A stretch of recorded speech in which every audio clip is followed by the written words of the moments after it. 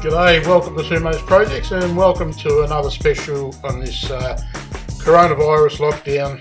This is part 4 and today we're introducing Grant Alexander in Ottawa, Canada, and let's have a chat to Grant right now.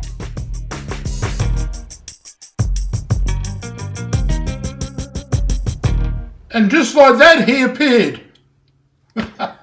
What up? The Grant Alexander. How you going, mate? I'm doing well. How are you? I'm all right. Well, cheers to you. I wish I could have one, but it's a little bit early. It's never too early. Never too early. It's 5 o'clock somewhere. You're definitely right, mate. So, how you wearing? How you been going? Oh, it's going all right, you know. Just getting a little cabin fever. Yeah. But, you still working at the moment? yeah, I'm working from home. Working from home, okay. It's not quite the same job that I normally do, but doing something, trying to be productive. Yeah. And how long since you started working from home? 3 weeks. 3 weeks. What is that? What are you allowed to do in Canada at the moment? As far as can you go out at all to do shopping, essential things? So we have like different provinces, kind of like you guys have different states, which I've never understood why you guys have states and not provinces. But never mind. Anyways, whatever. You Australians are crazy. So we have different provinces. In the province I'm in, it's pretty much down to just being essential, like super essential. They've even, as of this weekend, made it so that things like hardwood stores have to be like a click and collect. You're not allowed to go browse through the store. Yeah. Before that, it was just a suggestion to not go out, but I guess people weren't taking the suggestion well enough. So yeah, it's pretty much nothing. There's, go out for groceries. Yeah. Like once a week, even they're telling you that they're recommending once a week for groceries. Okay. Yeah, it's the same here, Grant. Where there's like 4 category listings of the extreme nature of what's happening. So we're up to the 3rd one where you can go shopping still. Your hardware stores are open, but everything's very much so many people can go in an aisle, and also with the supermarkets, obviously distancing is important. I feel, because I went shopping yesterday and there's a little bit of paranoia creeping into things, people are getting a little bit aggressive in supermarkets and things like that, but I suppose we have to calm down a little bit and understand what's happening to be able to readjust our emotions a bit. You finding that? Yeah, it's hard though because, I haven't personally gone into a store in 3 weeks. I haven't left my house. My wife has done the shopping because she knows where stuff is in the store. And I basically, all I've done is like taking my dog for walks. Yeah. So other than that, I've been in the house the whole time. It's kind of, I haven't seen any of that aggressive behavior, but I've definitely heard about it on Facebook from some of my friends. There's people who aren't respecting other people's space a lot, and that causes like problems. Yeah. How do you see generally? Do you approve of the Canadian approach to how the measures they're taking? Are they stringent enough for now? Well, one of the things they've finally done is they finally accepted the fact that masks aren't bad. They're finally giving the okay, like the recommendation that if you want to wear a mask, it's not going to harm anything. They were actually saying like, oh, you can't wear them, that kind of like, you don't know how to wear a mask. And I go, then teach me how to wear a mask. Like, it's not like you're pinching on the nose. It's not that hard. Anyways, so it's like they finally accepted that part, but I kind of go like, we're a month or 3 months. I guess January was the first case in Canada. Okay. But it really wasn't like a big deal until March, till the very start of March. So we're 3 months in, you think they would have known that wearing a mask isn't a bad idea. Yeah. Yeah. Right? So other than that, the rest of the stuff, I think they're just like a couple steps behind on how stringent they need to be to actually head this off. But I understand there's an economic reason why they don't want to shut everything down immediately. Yeah, that makes sense too.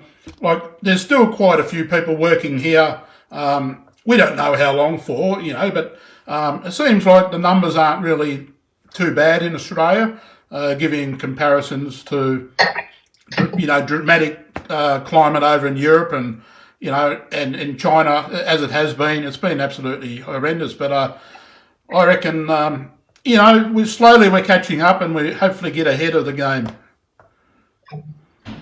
Yeah, how many are you guys out there in Australia now? Do you know? How many cases confirmed? Yeah. Oh, geez. Yeah. I can't remember the actual figure. I know there's been. No, actually, I shan't put a number on it because you could probably, if you're on the computer, you could probably Google it quicker than I could remember. All right, I just Googled it. So you guys only have 5,600. Yeah. And we're at 13,000. Okay. That's but we're geographically larger than you. I don't know what's the population of Australia? About 25 million. 25 million? Yeah. We're at 38 million. Yeah, so there's still a percentage higher, isn't it, than per capita of sort of, the population to the amount of cases. I know it's like the US population's really, really large, and they've had, as you know, they've had a really bad spike as far as cases go. Yeah, I wouldn't want to be in the States right now, that's for sure.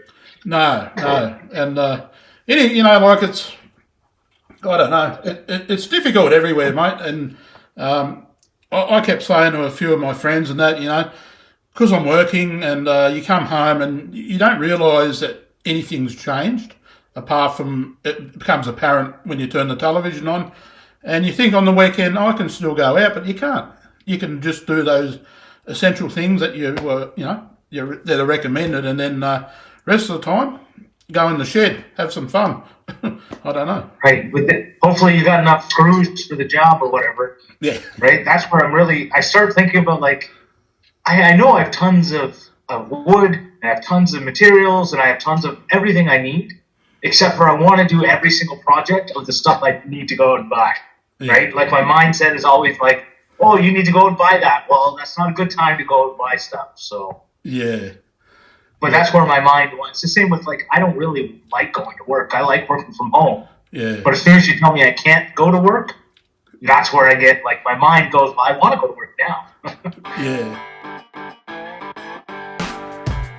What I can see the pattern emerging, given the opportunity to have spoken to a couple of my friends now, it's very much a similar situation on the ongoing way we're treating one of the most dangerous pandemics in our modern history. So Grant's really giving a really wonderful insight into life in Canada.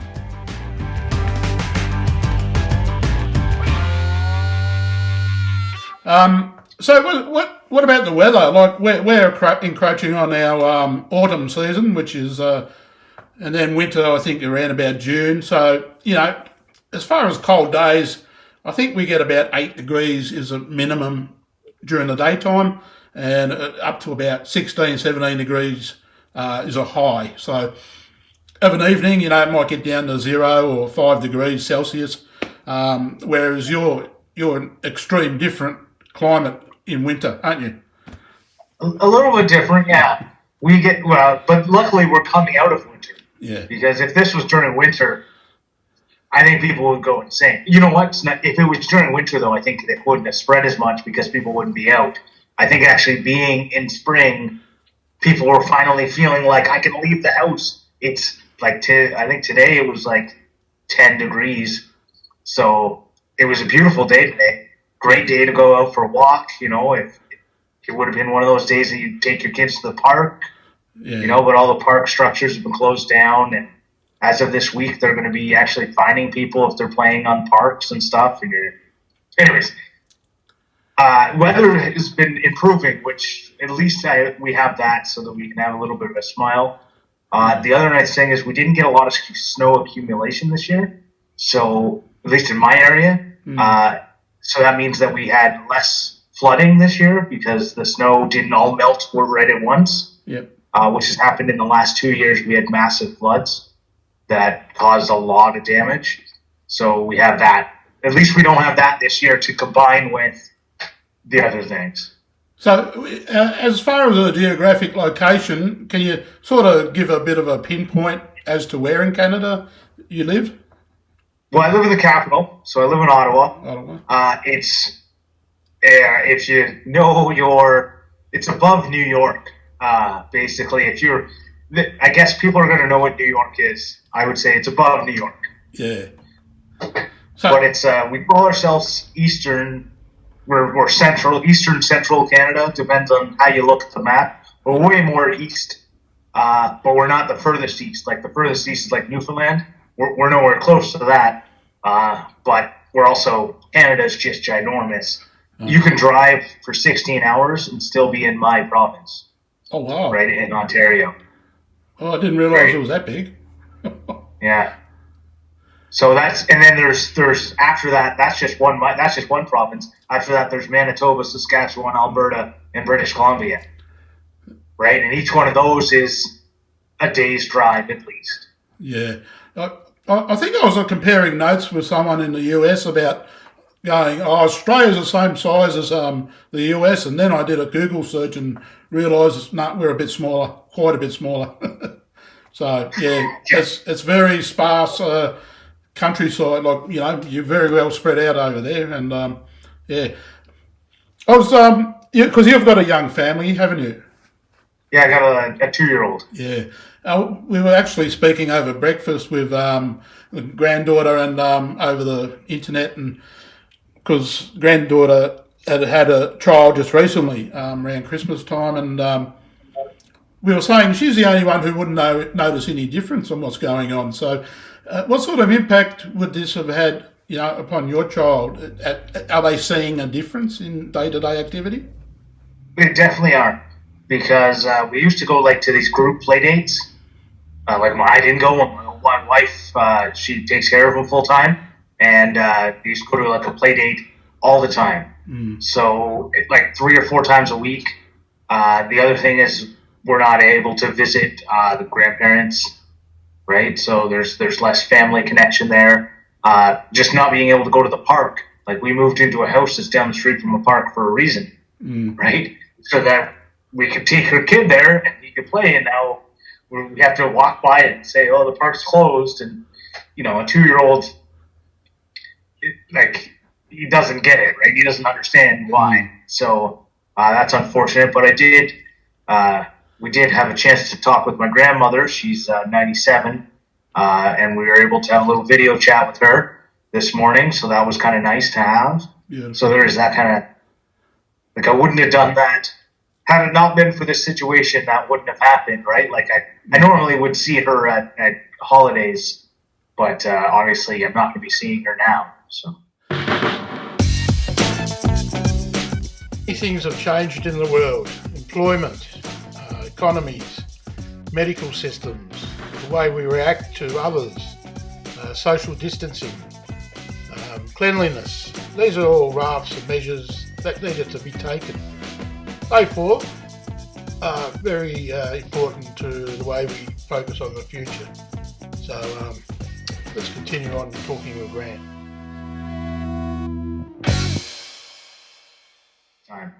What changes once once the world recovers, there's a vaccine, and do you reckon there's any notable changes that will come out of this in the way? You're cutting out there, Dirk.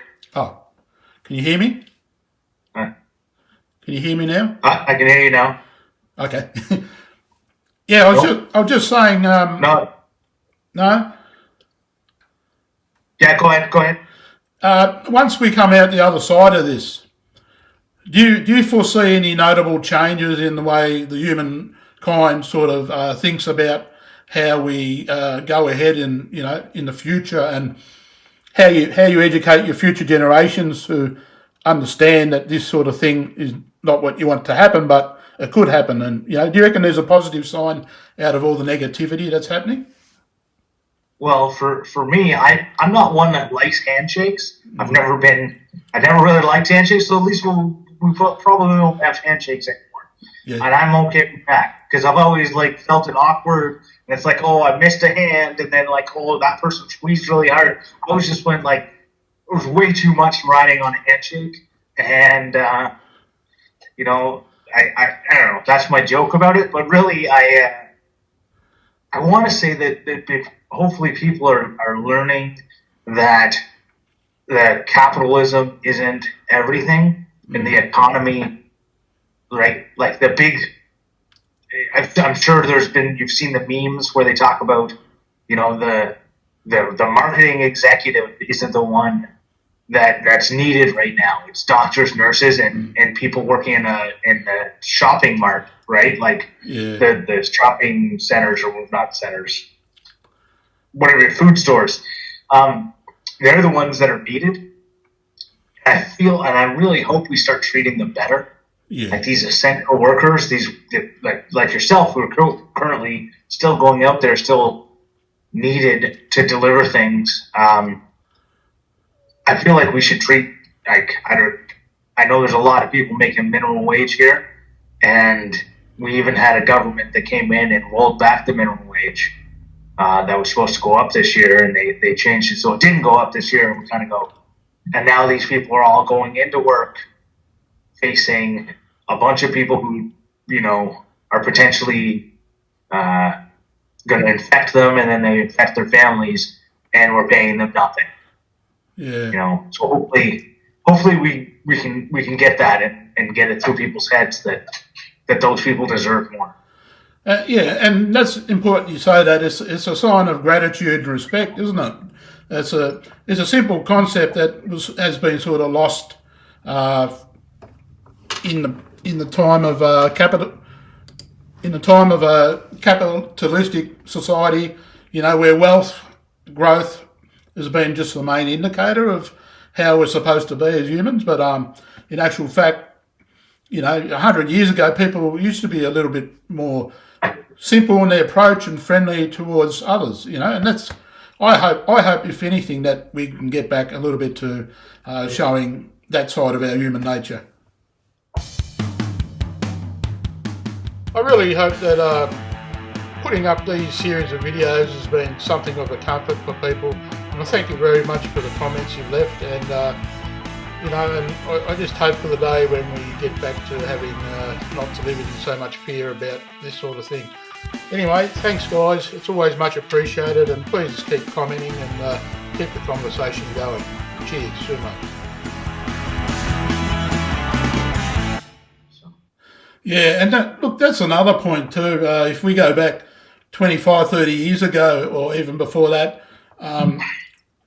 maybe a telephone conversation, but I think the visual aspect of all this is unbelievable, because it keeps it real. You can practically reach out to the person, but not shake hands or give them a cuddle, but it's still an element of reality. So we're pretty lucky in that regard, aren't we?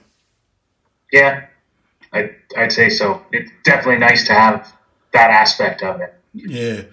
So do you see gathering all your sort of thoughts and what you hear on the news and that? Do you have or do Canadians in general have a general feel that you're sort of still at a point where you don't know what's progressing, or is there a bit of positivity around? Well, our Prime Minister's been, in my opinion, pretty good about delivering us very clear updates every day. He goes on the TV, takes live question and answer. His wife actually got it. She was over in the UK, and so she came back with it. And so, I think it obviously hit him very, very close. We actually have in Ontario, our premier, has been taking it very seriously and surprising me on how well he's doing and how well he's considering the science of it all. Yeah. I think there are still a lot of people who don't take it seriously, unfortunately, but I think that's like anything. You're never going to convince everyone. There's people who still probably think it's a hoax, right? Yeah. And there's people who think, well, I'm not 70 plus, so I don't have to worry about it, right? And I don't know what to do for that because the government's come out, they provided the information, the numbers, we're watching the death totals for the world right now, 64,000 deaths and over 1 million cases. Yeah. You just look, and those are just the ones that are tested, right? They don't test people who die, like after they're dead. They're not going to go waste a test on these people when they don't have enough tests to test the living, right? Yeah. So there's probably more deaths. There's obviously way more cases because they're not testing people who are asymptomatic or whatever. But I do think in Canada, it feels like the government has taken a very strong stance. A lot of things are shut down right now. A lot of businesses are going to be hurt, but I think a lot of lives are going to be saved because of it. Yeah. So, yeah, I don't know. Does that answer your question? No, it does, mate. And it's a good, honest assessment from a point of view of an individual who, that's what I'm trying to ascertain, seek out. That that's your response to the whole situation at hand. I watch my Facebook feed for some reason gets the New Zealand Prime Minister Jacinda Ardern, and she does updates every couple of days, I think, and they're into full lockdown over there. So it's interesting to see that. And then you look around the world, South Korea, I think, and Singapore have taken extreme measures, and they're getting some sort of success out of that. And I think isolation is a hard concept for anyone to get used to. To say, you're virtually on a desert island. Good luck, everyone. Well, at least we're on a desert island, but we can visit the grocery store once a week. But I feel way worse for people who don't have family or friends that live with them. Like I have a friend who lives alone. That must be way harder because you don't have anyone you can hug. You don't have anyone you can talk to really face to face. You can't get close to anyone at all. So that would be way harder. So I can see, at least I have a family that I can be with at this time.